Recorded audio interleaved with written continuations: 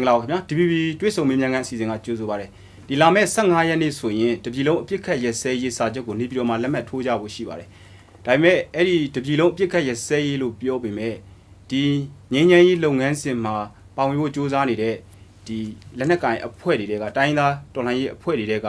9ဖွဲ့လောက်ပဲလက်မှတ်ထိုးပြီးတော့မှနောက်တစ်ဒါဇင်လောက်ကတော့ကြံရှိနေတဲ့သဘောဖြစ်ပါတယ်ဒီအဲ့ဒီထဲမှာဆိုရင်ကျွန်တော်တို့ညီညွတ်သောတိုင်းသားလူမျိုးများမဟာမိတ်အဖွဲ့ကအဖွဲ့ဝင်တော်တော်များများလဲဒီငင်းငယ်လက်မှတ်ထိုးမဲ့အစီအစဉ်မှာမပါဝင်ပါဘူးအဲ့တော့ကျွန်တော်တို့ဒီငင်းငယ်ရေးလုပ်ငန်းစဉ်ဟာဘယ်လိုဆက်ဖြစ်မလဲဆိုတာနဲ့ပတ်သက်ပြီးတော့မှဒီညီညွတ်သောတိုင်းသားလူမျိုးများမဟာမိတ်အဖွဲ့မှာပါတဲ့ KIO KIA ရဲ့ဒုစစ်ဦးစီးချုပ်ဖြစ်တဲ့ဗိုလ်ချုပ်ခွန်မော်ကိုကျွန်တော်မေးကြည့်မှာဖြစ်ပါတယ်ခင်ဗျာမင်္ဂလာပါဗိုလ်ချုပ်ခင်ဗျာမင်္ဂလာပါခင်ဗျာအဲ့တော့ကျွန်တော်တို့ခဏကဒီပြောသွားသလိုပေါ့နော်ဒီငင်းငယ်ရေးဒီလုပ်ငန်းစဉ်မှာဒီလက်မှတ်မထိုးတဲ့အဖွဲ့တွေကကျွန်တော်တို့ UNFC တွေကအဖွဲ့ဝင်အများစုလို့ကျွန်တော်တို့အဲ့လိုနားလည်ပါတယ်အဲ့တော့အရင်တော့ကအင်တာဗျူးတွေမှာဗိုလ်ချုပ်ကျွန်တော်တို့ပြောခဲ့တာရှိပါတယ်ဒီတပြည်လုံးအပြစ်ခတ်ရဲစဲရေးလက်မှတ်ထိုးပွဲဖြစ်ဖို့အလားအလာပုံများတယ်ဆိုတာမျိုးကျွန်တော်တို့နားလည်ခဲ့ပါတယ်အဲ့တော့အခုကောက်ကငင်ငါဖြစ်သွားသလားဒီငင်းငယ်ဒီလက်မှတ်ထိုးမဲ့အစီအစဉ်ဘယ်လိုမျိုးအစီအစဉ်ပြောင်းသွားလဲဆိုတာကျွန်တော်သိချင်ပါတယ်ဟုတ်ကဲ့ကျွန်တော်တို့ဒီ NCCT စဖွဲ့တဲ့ရည်ရွယ်ချက်ကတော့တနိုင်ငံလုံးပြစ်ခတ်ရစေးစာချုပ်ကိုလက်မှတ်ထိုးနိုင်အောင်ဆိုတဲ့ရည်ရွယ်ချက်နဲ့စပြီးဖွဲ့ခဲ့တာဖြစ်ပါတယ်တကယ်လည်းဒီဖြစ်စဉ်တစ်ခုလုံးမှာလက်မှတ်ထိုးနိုင်မဲ့အနေအထားဟိုရောက်လူရောက်ခင်မှာပဲအခက်အခဲတွေကြုံတွေ့ရပါတယ်၃ချိန်တိတိကြုံတွေ့ခဲ့ရပါတယ်ခင်ဗျဟုတ်ကဲ့ဘယ်လိုချိန်ခဲမျိုးလဲဗိုလ်ချုပ်ဟုတ်ကဲ့ပထမအချိန်မှာကျွန်တော်တို့ဟို Liza Summit ပေါ့နော်ဒီ2014ဇူလိုင်လမှာထင်ပါတယ်ကျွန်တော်တို့ Liza Summit လုပ်ပါတယ် Liza Summit လုပ်ခါနီးမှာကျွန်တော်တို့ MPC ကခေါင်းဆောင်များ NCCT ကိုချင်းမိန်မှာလာပြီးတွေ့တယ်အဲ့ဒီအရင်မှာဒီကျွန်တော်တို့ NCA အချုပ်မှာတမဒနဲ့ကာကွယ်ရေးဦးစီးချုပ်ကလက်မှတ်မထိုးဘူးလို့အချိန်ချင်းညင်းဆိုခဲ့တာဖြစ်ပါတယ်ဒါပေမဲ့အဲ့ဒီဒီချိန်မှာကတော့တမဒနဲ့ကာကွယ်ရေးဦးစီးချုပ်ကလက်မှတ်ထိုးမယ်လို့ပြောတယ်အဲ့ဒါနဲ့ပဲကျွန်တော်တို့ Liza Summit မှာဟိုတမဒနဲ့ကာကွယ်ရေးဦးစီးချုပ်လည်းပါဝင်လက်မှတ်ရေးထိုးမယ်ဆိုတော့ဒါဆိုရင်ကျွန်တော်ကမကြခင်အချိန်အတော်တွင်းမှာပဲဟိုလက်မှတ်ရေးထိုးရေးကအဆင်သင့်ဖြစ်လာနိုင်တယ်ဆိုတော့ဟိုမျှော်လင့်ချက်တွေရှိခဲ့ပါတယ်ဟုတ်ကဲ့အဲ့လိုဒါပေမဲ့စက်တင်ဘာလကျွန်တော်တို့ UPWC နဲ့ NCCT အစည်းအဝေးပြန်လုပ်တဲ့ခါကျတော့ဟိုတမန်တော်နဲ့ကာကွယ်ရေးဦးစီးချုပ်ကလက်မှတ်မထိုးနိုင်ဘူးလို့ဟိုတရုတ်ဝင်ကျွန်တော်တို့ပြောလာတယ်အဲ့တော့ဘယ်သူထိုးမလဲလို့မေးရင်ဘယ်သူထိုးမယ်ဆိုတဲ့အဖြေကိုတိတိကျကျမရပါဘူးဒါကြောင့်မလို့လက်မှတ်ထိုးဖို့အဆင့်ရောက်ခါနီးမှာဟိုပထမအချိန်ကြုံတွေ့ရတဲ့အခက်အခဲဖြစ်ပါတယ်ဟုတ်ကဲ့နောက်ဒုတိယအခက်အခဲကတော့ကျွန်တော်တို့ UPWC နဲ့ NCCT ဆွေးနွေးပွဲတွေရဲ့ရလဒ်အဖြစ်၃ချိန်မြောက်မှာဒီကျွန်တော်ရဲ့တနိုင်ငံလုံးပြစ်ခတ်ရစေးစာချုပ်မူချမ်းတတိယမူချမ်းမှာဒီကျွန်တော်ရဲ့ဟိုလမ်းပြအမည်ပုံကိုဟုတ်ကဲ့အတည်ပြုနိုင်ခဲ့ပါတယ်ဟုတ်ကဲ့အဲ့တော့ဒီအတည်ပြုနိုင်ခဲ့တဲ့အပေါ်မှာကျွန်တော်တို့ကကြည့်ပြီးတော့မကြခင်မှာလက်မှတ်ထိုးမဲ့အဆင့်ရောက်လာနိုင်တယ်လို့တခါပြန်ပြီးကျွန်တော်တို့ကမျှော်လင့်ခဲ့တယ်ဟုတ်ကဲ့သို့တော်လည်းပဲဟိုစက်တင်ဘာလအစည်းအဝေးမှာပဲအစိုးရဘက်ကနေဒီလမ်းပြအမည်ပုံကိုပြန်ပြီးပြောင်းချင်တဲ့အဆိုကိုတင်သွင်းလာပါတယ်ဟုတ်ကဲ့အဲ့တော့အဲ့ဒီမှာကျွန်တော်တို့ဒုတိယအကြိမ်အခက်အခဲတွေ့ရပါတယ်ပြောင်းကျင်နေဆိုတော့ဘယ်လိုကျွန်တော်တို့ဟုတ်ကဲ့ကျွန်တော်တို့အစပိုင်းမှာဒီတတိယအမူချမ်းမှာကျွန်တော်တို့ဆွေးနွေးထားတာကတော့တိုင်းရင်းသားလက်နက်ကိုင်အဖွဲ့များနဲ့ဟိုမြန်မာနိုင်ငံရဲ့တပ်မတော်အခမ်းကဏ္ဍဘယ်လိုဆက်လက်ပြီးဆောင်ရွက်ရမလဲဆိုတဲ့အပိုင်းကိုနိုင်ငံဆွေးနွေးပွဲမှာဆွေးနွေးမယ်ဟုတ်ကဲ့အဲ့ဒီမှာရတဲ့ရလအကောင့်ထဲပေါ်မယ်လို့ကျွန်တော်ကနောက်ဆုံးအဆင့်မှာထားတာဖြစ်ပါတယ်ဟုတ်ကဲ့စက်တင်ဘာအစည်းအဝေးမှာကျတော့ဒီအဆင့်ကိုစတုတ္ထအဆင့်မှာဟိုလုပ်ရမယ်လို့ဟိုတပ်မတော်နဲ့အဆိုပြုလာတယ်ဟုတ်ကဲ့အဲ့တော့ကျွန်တော်တို့ NCCT ကလည်းကျွန်တော်တို့ဟိုတိုက်ရိုက်မေးတဲ့အခါမှာဘယ်လိုလုပ်ကျင်တယ်လဲလို့မေးတော့တပ်ပဆိုင်ရာအရာရှိတွေကဟိုလက်နဲ့စွန့်လွတ်ရေးဟုတ်ကဲ့ DDR ဖြစ်တယ်လို့ဒါတက်ဖြေပါတယ်ဟုတ်ကဲ့အဲ့တော့ကျွန်တော်တို့ကဒါဆိုရင်တော့မဖြစ်နိုင်ဘူးဆိုပြီးအဲ့ဒီ road map ကိုပြန်ပြီးပြောင်းအနေအထားမှာဒုတိယအကြိမ်မြောက်ကျွန်တော်အခက်အခဲကြုံတွေ့ရပါတယ်ဒါကြောင့်မလို့ဟိုလက်မှတ်ထိုးဖို့ဟိုပြန်ပြီးဝေးခဲ့ရပါတယ်ဟုတ်ကဲ့နောက်တတိယအကြိမ်ကတော့ဒီကျွန်တော်တို့အခုနေပြည်တော်ခီးစဉ်ကိစ္စဖြစ်ပါတယ်နေပြည်တော်ကိုကျွန်တော်တို့ရဲ့ထိပ်သီးခေါင်းဆောင်9ဦးနဲ့ SD ခေါင်းဆောင်3ဦးတွားတဲ့ရည်ရွယ်ချက်ကတော့အားလုံးပါဝင်ရေးမူကိုတွားပြီးဆွေးနွေးဖို့ဖြစ်ပါတယ်ဟုတ်ကဲ့အားလုံးပါဝင်ရေးလို့ပြောတဲ့အခါမှာအဲ့ဒီအချိန်မှာတွားတဲ့ရည်ရွယ်ချက်ကအပိုင်း2ပိုင်းရှိပါတယ်တိုင်းရင်းသားတွေဘက်ကတော့အားလုံးပါဝင်စေချင်တယ်သို့တော်အစိုးရကအားလုံးပါဝင်ရေးကိုလက်မခံဘူးဟုတ်ကဲ့သို့တော်လည်းပဲပထမအပိုင်းအနေနဲ့နီလန်းရှာမယ်ကျွန်တော်တို့ဘက်ကအဆိုပြုမယ်အစိုးရဘက်ကစီစဉ်ထားတဲ့အစီအစဉ်ကိုကျွန်တော်နားထောင်မယ် နီလန်းရှာမယ် ဟုတ်ကဲ့ ဒုတိယအပိုင်းကတော့ထိပ်တီးခေါင်းဆောင်9ဦးကိုယ်တိုင်ဦးစီးပြီးသွားတဲ့အခါကျတော့ဒီကိစ္စကိုအပြစ်သက်ဆွေးနွေးမယ်လို့ကျွန်တော်အရည်ရွယ်ပြီး2လလောက်ကြိုပြီးကျွန်တော်ကညှိနှိုင်းထားတာဖြစ်ပါတယ် ဟုတ်ကဲ့ သို့တော်လည်းပဲတကယ်ပဲနေပြီးတော့သွားတဲ့အချိန်မှာကျတော့သမ္မတနဲ့တွေ့ခွင့်ရတော့လည်းပဲ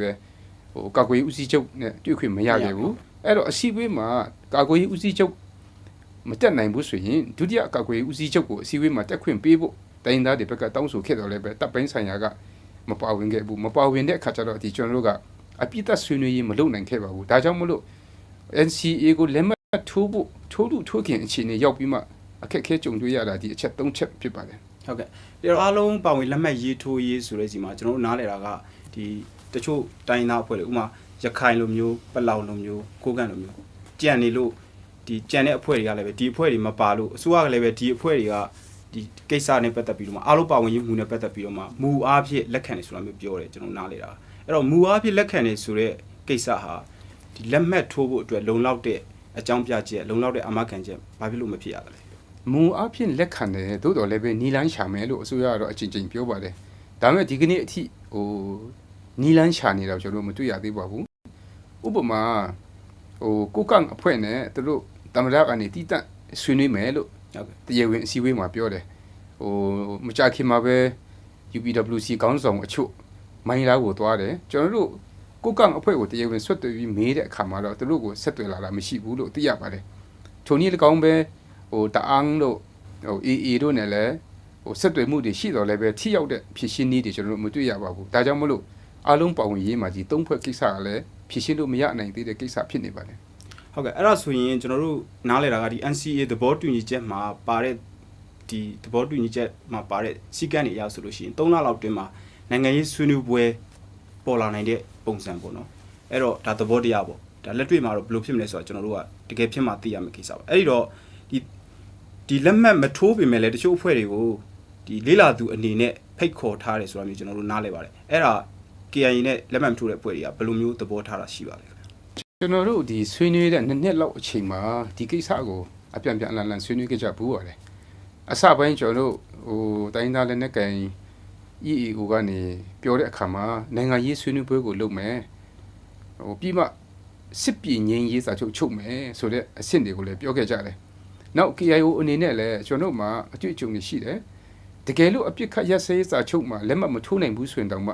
ှမှန်ကန်တဲ့တကယ်တရားနည်းလမ်းကျတဲ့နိုင်ငံရေးဆွေးနွေးပွဲလုပ်မယ်ဆိုရင်ကျွန်တော်တို့ကတက်ဖို့အဆင်သင့်ရှိတယ်လို့ကျွန်တော်ပြောခဲ့ကြဘူးတယ်သို့တော်လည်းပဲအခုနောက်ဆုံးအခြေအနေမှာကတော့ NCA လက်မှတ်မထိုးတဲ့လူတွေကို observer အနေနဲ့ပဲတက်ခွင့်ပြုမယ်လို့ပြောတဲ့ခါကျတော့ကျွန်တော်တို့ကနီလန်းရှာတယ်အစိုးရကပိတ်တယ်လို့ဖြစ်နေပါတယ်အဲ့လိုတစ်ဖက်ကနေပြောနေတဲ့အချိန်မှာပဲတချို့အဖွဲ့LDU တို့ WNO တို့လိုအဖွဲ့ကိုကြတော့လက်မှတ်မထိုးတော့လည်းပဲဒန်းတူတက်ခွင့်ပေးမယ်လို့ပြောလာပြန်တဲ့ခါကျတော့အစိုးရကပြောနေတဲ့လေတံက2မျိုးဖြစ်နေပါတယ်ဒါကြောင့်ကျွန်တော်တို့ဒီခါလေးစဉ်းစားတာကကျွန်တော်တို့နီလန်းရှာတဲ့ခါမှာအစိုးရကကျွန်တော်တို့လိုက်ဖွင့်တဲ့လမ်းတွေကိုပြန်ပြီးလိုက်ပိတ်နေသလားဆိုတဲ့အတွေးကိုကျွန်တော်တို့ဒီခါလေးတွေးမိပါတယ်ဆိုတော့ NCA လက်မှတ်ထိုးတဲ့အဖွဲ့တွေကိုမတရားအသင်းကနေပြီးတော့ဖျက်သိမ်းပေးမယ်ဒီအဲ့ဒီခါကျမှဒန်းတူယူလို့ဆွေးနွေးခွင့်ပေးမယ်ဆိုတဲ့သဘောမျိုးဒါဆိုတော့လက်မှတ်မထိုးဘူးဆိုရင်ဗိုလ်ချုပ်တို့ KIA ကလက်မှတ်မထိုးဘူးဆိုရင်မတရားအသင်းအနေနဲ့ဆက်ရှိနေမယ်ဒန်းတူယူလို့ဆွေးနွေးခွင့်မရှိဘူးဆိုတဲ့သဘောမျိုးဒီမတရားအသင်းကိစ္စကိုကျွန်တော်တို့ EAO ကခဏပြောနေရတာကကျွန်တော်တို့အဖွဲ့ကိုမတရားအသင်းကနေကင်းလွတ်ခွင့်ပေးပါဆိုတဲ့အဓိကရည်မှန်းချက်မဟုတ်ပါဘူးကျွန်တော်တို့နဲ့ပြည်သူလူထုကြားမှာဒီ peace process မှာဆက်သွားတဲ့အခါမှာကျွန်တော်တို့နဲ့လာပြီးအဆက်အသွယ်လုပ်လို့အတူတကွပူးပေါင်းလုပ်လို့ဒီလူထုနဲ့ CBO CSO တွေကိုထိခိုက်မှုမရှိအောင်ကျွန်တော်တို့ကာကွယ်ပြောဆိုတဲ့သဘောဖြစ်ပါတယ်တကယ်တော့ကျွန်တော်တို့လက်နက်ကင်တော်လိုင်းအဖွဲ့အစည်းတွေဘယ်သူကမှကိုယ့်ဟာကိုယ်မတရားအသင်းတို့ကျွန်တော်မခံယူထားပါဘူးဒါကြောင့်မလို့ဒီမတရားအသင်းကိစ္စပြောတာကကျွန်တော်တို့မဟုတ်ဘဲနဲ့ကျွန်တော်တို့နဲ့အတူတူလက်တွဲလုပ်မဲ့လူထုအတွက်ကျွန်တော်ပြောနေတာဖြစ်ပါတယ်အဲ့တော့ကျွန်တော်ခဏမေးခွန်းပဲပြန်ကောက်လို့ရှိရင် observer အနေနဲ့ဆိုလို့ရှိရင် KIA ကတက်မဲ့အစီအစဉ်ရှိပါ observer အနေနဲ့ဆိုရင် KIO အနေနဲ့တက်ဖို့မဖြစ်နိုင်ပါဘူးနောက်တစ်ခုကတော့ကျွန်တော်တို့ဒီ NCA စာချုပ်က2013လောက်ကနေပြီးတော့မှအခုပြီးခဲ့တဲ့လပိုင်းလောက်ထိဆွေးနွေးခဲ့ကြတယ်ညှိနှိုင်းခဲ့ကြတယ်ကျွန်တော်တစ်ချက်ကလေးကြံတယ်လို့ကျွန်တော်သိပါတယ်ဒီအားလုံးပါဝင်လက်မှတ်ထိုးရေးကိစ္စပေါ့လေအဲ့ဒီတော့ဒီအစိုးရကဒီအခုကြံနေတဲ့အဖွဲ့တွေအတွက်တီးခြားအစီအစဉ်ဆိုတာမျိုးလုပ်မယ်လို့ဒါတိုင်းသားကောင်းဆောင်တွေတွေ့တဲ့အချိန်မှာပြောတယ်လို့ကျွန်တော်တို့သိရပါတယ်အဲ့ဒါတီးခြားအစီအစဉ်ဆိုတာကျွန်တော်တို့တိတိကျကျများသိရသလားအခုကျတော့အခုအချိန်ကြီးတော့တိတိကျကျမသိရသေးဘူး ကျွန်တော်တို့နားလေတာကတော့သူစာအုပ်ဖွင့်ထားမယ်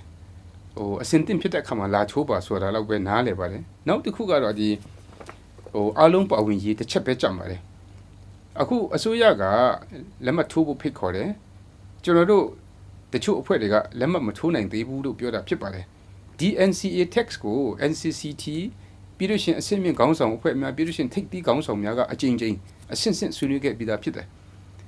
NCA တနိုင်ငံလုံးပြစ်ခတ်ရစေးစာချုပ်မူချမ်းကိုကျွန်တော်လက်မခံနိုင်မဟုတ်ဘူးသို့တော်လည်းပဲအားလုံးပါဝင်မှလက်မှတ်ထိုးမယ်လို့ကျွန်တော်ပြောတာဖြစ်ပါတယ်ဘာဖြစ်လို့လဲဆိုတော့တကယ်တမ်းဆိုရင်ဒီNCA text အပေါ်မှာကျွန်တော်တို့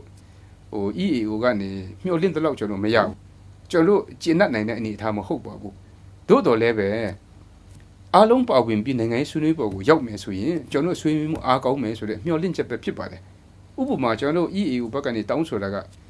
ကျွန်တော်ရဲ့နိုင်ငံကိုပြည်ထောင်စုအနေနဲ့ Federal နိုင်ငံတည်ဆောက်မယ်လို့ကျွန်တော်တောင်းဆိုတယ်အစိုးရဘက်ကနိုင်ငံရေးဆွေးနွေးပွဲမှာဆွေးနွေးမယ်လို့ပဲပြောတယ် Federal နိုင်ငံတည်ဆောက်မယ်လို့မပြောဘူးကျွန်တော်တို့ EAO ဘက်ကတောင်းဆိုတာကFederal တပ်မတော်တည်ဆောက်ရအောင်လို့တောင်းတယ်အစိုးရကတပ်ပိုင်းဆိုင်ရာကိစ္စများကိုဆွေးနွေးမယ်လို့ပြောတယ်အခုရှိတဲ့တပ်ကလည်း Federal တပ်ပဲဖြစ်ပါတယ်လို့မရေမရာပြောတယ်ဒါကြောင့်ကျွန်တော်တို့က NCA text အပေါ်မှာကျင့်တတ်မှုမရှိဘူးဟုတ်ကဲ့သို့တော်လည်းပဲကျွန်တော်တို့အားလုံးအတူတူကပါဝင်လက်မှတ်ရေးထိုးပြီးအတူတကွဆွေးနွေးရင်ကျွန်တော်တို့ဆွေးနွေးမှုမှာအားကောင်းနိုင်တယ်ဆိုတဲ့မျှော်လင့်ချက်နဲ့ကျွန်တော်တို့ကအားလုံးပါဝင်ရေးရှိရင်ဒီ text ကိုမကျေနပ်နိုင်တော့လည်းပဲလက်မှတ်ထိုးမယ်ဆိုတဲ့သဘောဖြစ်ပါတယ်ဟုတ်ကဲ့ခင်ဗျအဲ့တော့ကျွန်တော်တို့ဒီ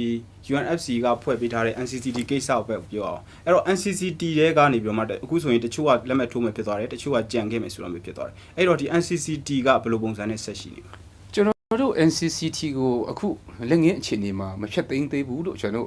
တို့နောက်ဆုံး summit မှာဆုံးဖြတ်ပါတယ်ဘာဖြစ်လို့လဲဆိုတော့အခုကျွန်တော်တို့ဟာလက်မှတ်ထိုးမဲ့အဖွဲ့နဲ့မထိုးသေးတဲ့အဖွဲ့ဆိုပြီးနှစ်ဖွဲ့ဖြစ်လာပါပြီသို့တော်လည်းပဲကျွန်တော်တို့စီမှာတူညီတဲ့ပန်းနိုင်ကတော့ကျွန်တော်တို့ရဲ့နိုင်ငံကိုဘယ်လိုတည်ဆောက်ကြမလဲဆိုတဲ့ရည်မှန်းချက်ကတော့အတူတူပါပဲမတူညီတဲ့ချင်းကပ်မှုတွေတွားရမယ်လို့ကျွန်တော်အားလုံးကပြောနေတယ်ဒီအချိန်မှာနှစ်ဖက်စလုံးကိုပေါင်းကူးပေးနိုင်တာ NCCT ဖြစ်လာနိုင်ကောင်းတယ်လို့ကျွန်တော်တို့ကယူဆနေတော့ပါပဲဒါကြောင့်မလို့လက်မှတ်ထိုးတဲ့အဖွဲ့တွေလက်မှတ်ထိုးပြီးကျွန်တော်တို့အစဉ်သင့်ဖြစ်တဲ့အခါမှာအစည်းအဝေးထိုင်မယ်ဒီအချိန်မှာ NCCT ဟာဒီ process ကိုပြတ်မတော့အောင်ပြင်တစ်ဖက်ကိုပေါင်းကူးပေးနိုင်အောင်ရှေ့ကိုဆက်သွားနိုင်အောင်လှုပ်ဆောင်နိုင်မဲ့အဖွဲ့ဖြစ်လာနိုင်ဖို့မျှော်လင့်လို့ NCCT ကိုမဖြတ်သိမ်းဘဲနဲ့ကျွန်တော်တို့အခြေအနေတွေကိုကျွန်တော်တို့စောင့်စားနေတာဖြစ်ပါတယ်အဲ့တော့ကျွန်တော်တို့ဘိုးချုပ် DBB နဲ့ interview မှာပြောထားတာရှိပါတယ်ခဏဒီ NCCT ဆက်ရှိနေမယ်ဆိုရင် Lockheed နဲ့ Liza Conference မူတွေကိစ္စနဲ့ပတ်သက်ပြီးတော့မှဆွေးနွေးရမယ့်ကိစ္စတွေရှိတယ်လို့ပြောပါတယ်အဲ့ဒါဘေးမူတွေကိုအဓိကပြောချင်တာလေမှန်ပါတယ်ကျွန်တော်တို့ဒီ Liza နဲ့ Lockheed conference နဲ့ summit တွေမှာကျွန်တော်ဆုံးဖြတ်ထားတာကအနည်းဆုံး NCCT အဖွဲ့ဝင်အပေါင်း ABSDF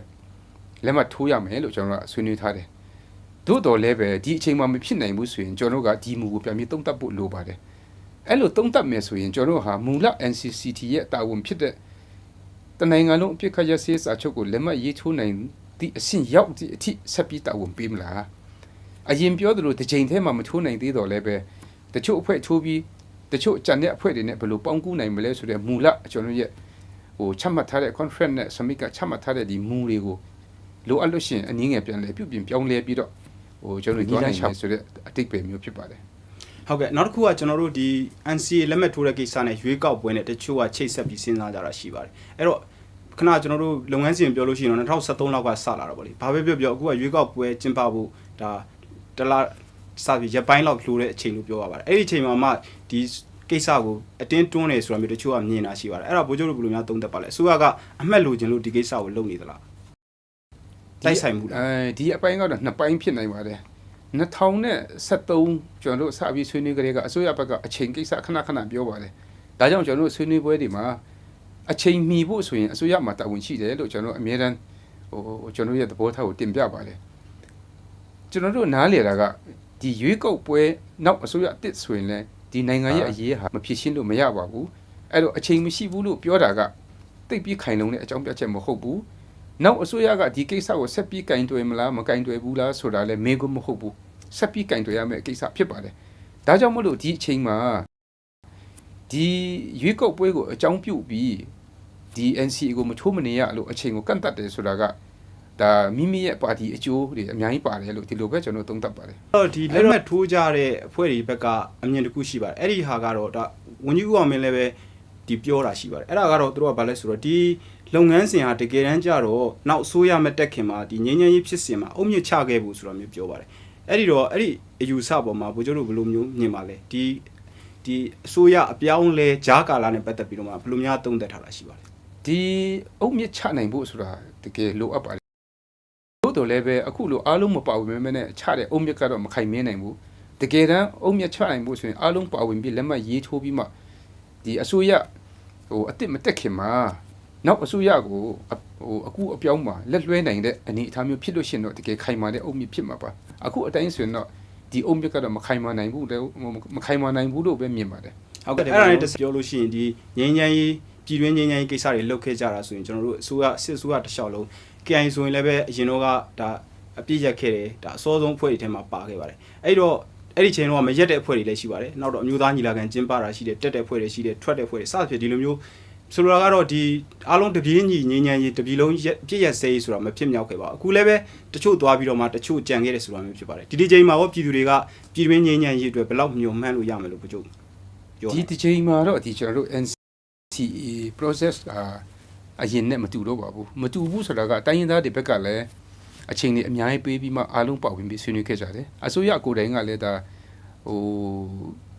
တက်တည်တွေလိလာသူတွေရှေ့မှာဆွေးနွေးခဲ့တာဖြစ်တယ်အဲ့တော့အခြေအနေတွေကတော့အရင်နဲ့အစားလို့ရှင်တော့မတူဘူးအကောင်းဘက်ကိုရှိတယ်သို့တော်လည်းပဲအခုဘယ်လိုဆက်လုပ်မလဲဆိုတဲ့အပိုင်းဒီဟို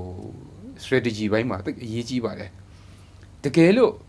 အခုအချိန်ထိတိုင်းရင်းသားများဘက်ကပြောနေတာကဒီ process ကိုဟိုဖြည့်ဆည်းလို့မရဘူးရပ်တန့်လို့မရဘူးလို့ပြောတယ်ဒီသဘောထားအမြင်ကိုအစိုးရကဟိုအတိအမှတ်ပြုဖို့လိုပါတယ်အခုဒီတချို့အဖွဲ့နဲ့ထိုးလို့ဟိုဒီအကောင့်ထဲပေါ်မှုတွေကိုဒီရွတ်တိုက်ဆွဲခေါ်သွားမယ်ဆိုရင်ဒီ peace process ကပျက်စီးသွားနိုင်ပါတယ်ဟုတ်အဲ့တော့နောက်ဆုံးမေးခွန်းကတော့ဒီဗိုလ်ချုပ်တို့ KIA level bilateral သဘောတူညီချက်ရှိထားပြီးဖြစ်ပါတယ်အဲ့ဒီတော့ဒီတပြည်လုံးပြစ်ခတ်ရဲစဲကြီးစာချုပ်လက်မှတ်ထိုးလိုက်တဲ့အချိန်မှာ bilateral သဘောတူညီချက်ကဘယ်လိုမျိုးဖြစ်သွားမလဲတက်နဲ့ KIA နဲ့ကြားအခုလောလောဆယ်တိုက်ပွဲတွေပြင်းထန်နေတယ်လို့ကျွန်တော်တို့သိပါတယ်အဲ့တော့ဒီတိုက်ပွဲတွေကပို့ပြီးတော့မှပြင်းထန်လာမယ့်သဘောလားတနက်တန်တွေပိုကြရမလားမြောက်ပိုင်းဒေသမှာဘယ်လိုများပြင်ဆင်ထားပါလဲဟုတ်ကဲ့အခုချိန်အထိကတော့တိုက်ပွဲတွေတော့ပိုပြီးများလာပါတယ်ကျွန်တော်တို့ဒီ2023အောက်တိုဘာ30ရက်နေ့မှာဟိုနှစ်ဖက်သဘောတူညီမှုတွေရှိပါတယ်အပြစ်ခတ်ရစေးစာချုပ်မဟုတ်တော့လည်းပဲအပြစ်ခတ်ရစေးစာချုပ်နီးနီးပေါ့ကျွန်တော်တို့ကတိုက်ပွဲတွေ short ချမယ် code of conduct စတဲ့ဖြစ် GMC စတဲ့ဖြစ်ကျွန်တော်ကဏ္ဍပေါင်းစုံနဲ့ထိုးခဲ့ပါတယ်ဒါပေမဲ့ဒီဟိုအခုချိန်ကြီးတော့တိုက်ပွဲတွေကတော့ဟိုများနေသေးပါပဲဒါကြောင့်မို့လို့အခုလည်းဒီလိုပုံစံမျိုးနဲ့သာသွားမယ်ဆိုရင်တိုက်ပွဲတွေကတော့ဒီထက်ပိုပြီးများလာနိုင်ပါတယ်ဟုတ်ကဲ့ဘိုးချုပ်ကျွန်တော်ကျေးဇူးအများကြီးတင်ပါတယ်ကျေးဇူးတင်ပါတယ်ဟုတ်ကဲ့